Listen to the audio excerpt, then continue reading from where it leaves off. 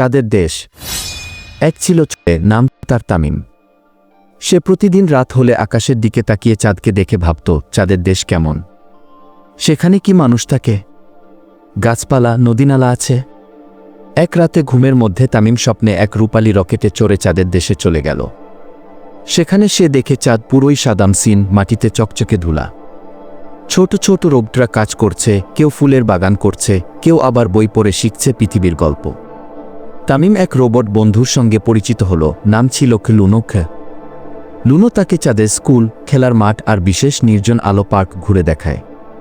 সেখানে রাত জুড়ে আলো ঝলমল করে, যেন তারার বৃষ্টি। শেষে তামিমের ঘুম ভেঙে যায়।